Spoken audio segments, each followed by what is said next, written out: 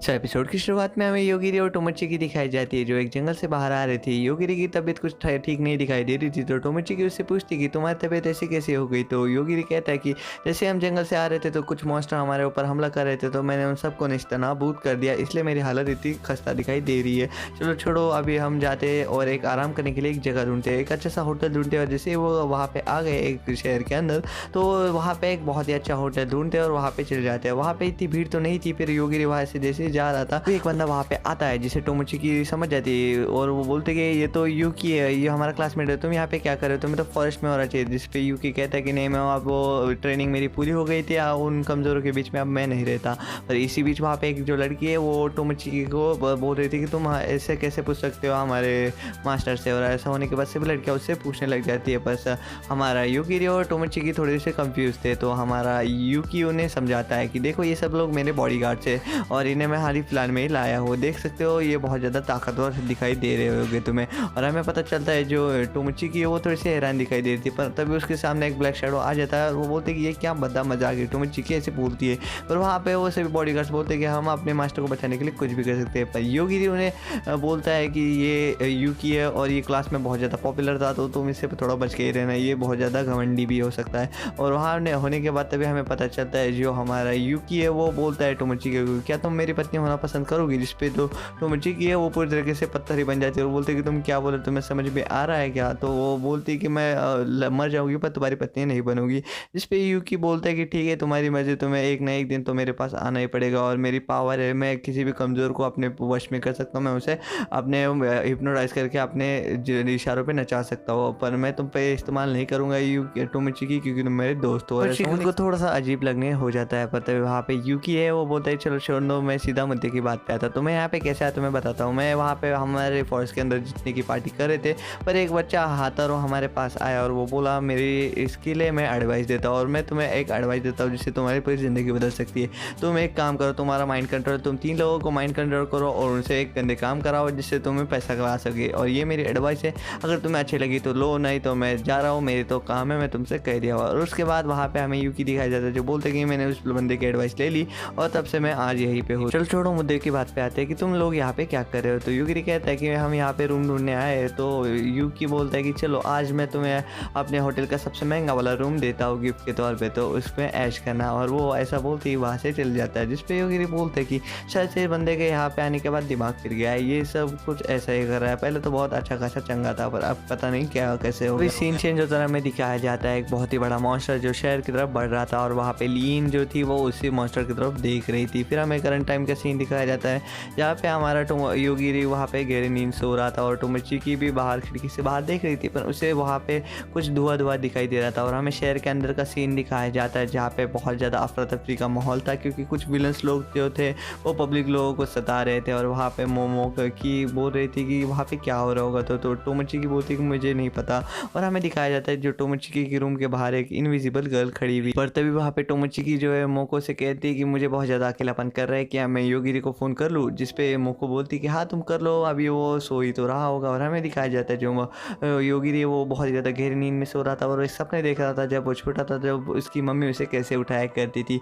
और वो बोलता है कि हाँ माँ मैं उठ गया ऊपर। हमें करंट टाइम का बस सीन दिखाया जाता है जहाँ पे योगिरी उठ जाता है, टोमोची का फ़ोन उठाता है और टोमोची कहती क्या तुम मेरे रूम के अंदर आ सकते हो 2 मिनट के लिए। तो योगिरी हाँ बोल देता है और वो जैसे ही दरवाज़ा खोलता है उसे कुछ तो भी अलग फील होने लग जाता है। वो बोलता है कि कुछ तो भी अलग है इधर और वो अपने नाइट विजन का इस्तेमाल करता है तो उसे दिखाई देती है लड़की टोमोची के घर के सामने थी और वो उसे मारने की कोशिश करी थी। तो योगिरी ने उसे झट से मार दिया और वो टोमोची का दरवाज़ा खोलता है जिसपे टोमोची बाहर आती है और बोलते हैं क्या हुआ योगिरी तुम आ गए इतनी जल्दी। वहाँ पे योगिरी बोलते हैं क्या मैं तुम्हारा फ़ोन इस्तेमाल कर सकता हूँ। तो टोमोची हाँ बोल देते और योगिरी सीधा फ़ोन लगाता रिसेप्शनिस्ट को और बोलते कि मेरे रूम के सामने एक डेड बॉडी पड़ी हुई है। जिस देख के जो हमारी टोमोची तो बहुत बड़ा झटका लग जाता है और वहाँ पे योगिरी बोलता है कि तुम डरो मत, ये तो तुम्हें मारने आई थी। और अगला सीन में हमें दिखाया जाता है यूकी जो वहाँ पे अपने सर्वेंट को देख रहा था जो वहाँ पे मर गई थी। उसे पता चल गया था कि यूकी को कि उसकी सर्वेंट मर चुकी है। और हमें पता चलता है जो हमारे योगिरी वो उसकी तलाश देता है और बोलता है कि ये शायद से यूकी ने हमारे ऊपर नज़र रखने के लिए भेजी होगी। और दूसरी तरफ हमें दिखाया जाता है जो यूकी के सामने एक बहुत ही बड़ा बीटल आ गया था पर वो उसके ऊपर हमला किए जा रहा था पर यूकी का कोई वो बाल भी बाका नहीं उठा रहा था। यूकी बोलता है कि ये बीटल तो मेरे लिए कोई मैच भी नहीं, मैं इसे पलक झपकते ही मार दूँ, ये देखो मार दिया। और ये बॉम्ब स्पोर्ट से उस बीटल की हालत पूरी तरीके से ख़राब हो जाती है और उसका कंट्रोल कर देता है यूकी और उसको हील करके वापस अपना सर्वेंट बना लेता है और बोलता है कि आज से तुम मेरे सर्वेंट हो। और वहाँ पे हमें पता चलता है कि जो यूकी ने एक लड़की को मारने को भेजा था जिसका नाम टोमोचिकी है, अपन वो जो लड़की थी वो टोमोचिकी को मारने गई थी वो वहीं पे मारी गई है। और यहाँ पे यूकी ये सब देख के पूरी तरीके से हैरान था और उसे लग रहा था कि किसी के पास तो भी यहाँ पे इंस्टेंट डेथ मैजिक है, शायद से वो लड़की के पास ही है।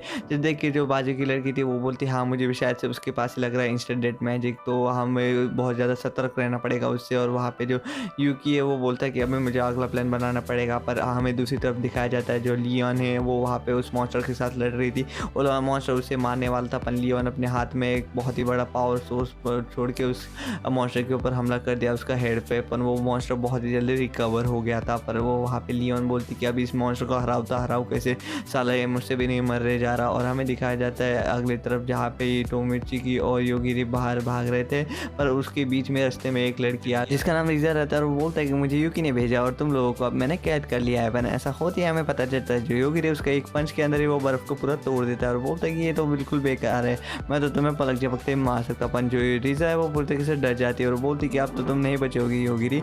और योगिरी उससे पूरी तरीके से उसकी बर्फ पिघला देता है और बोलता है कि अगर तुमने मुझे सब सच बचा दिया और वो चाबी दे दी तो मैं तुम्हें जिंदा छोड़ दूंगा। तो वहाँ पे हमें दिखाया जाता है जो रिजा है वो अपनी चेस्ट में से एक चाबी निकालती है और बोलती कि तुमने मुझ पर भरोसा करके बहुत बड़ी गलती कर दी। पता है वहाँ पे जो हमारे टोमोचिकी के ऊपर हमला हो जाता है पर टोमोचिकी उससे बच जाती है। और वहाँ पे दिखाया जाता है एक लड़की डॉल जो वहाँ पे बहुत सारी लड़कियाँ डॉल वो वहाँ पे उन दोनों के ऊपर हमला कर देती है और बोलती कि अब तो तुम लोग नहीं बच पाओगे। जिस पे देख के जो हमारे योगी है वो सीधा रेजा को मार देता है और हमें पता चलता है जो रेजा है वो चलते चलते ही मर गई थी, उसके आंग पे से चाबी भी निकल गई थी। पर जो डॉल थी वो अभी भी उनके ऊपर हमला कर रही थी और ये डॉल और चिल्सिया कंट्रोल कर रही थी। और हमें दिखाया जाता है एक साथ पूरी डॉल जो है योगिरी के ऊपर हमला कर देते हैं, पर योगिरी उन दो लोगों को एक साथ मार देता है और बोलता है कि अब इनके पीछे कौन है, मुझे जल्दी से इसका पता लगाना पड़ेगा। और हमें दिखाया जाता है जो चिल्सिया के पूरे डॉल मर चुके थे, अभी वो योगिरी वो दरवाज़ा खोल के जैसे ही चिल्सिया को देखते चिल्सिया का रोना निकल जाता है। वो बोलता है कि प्लीज़ मुझे छोड़ दो, मैं तुम्हें जो सब सच बता दूंगी।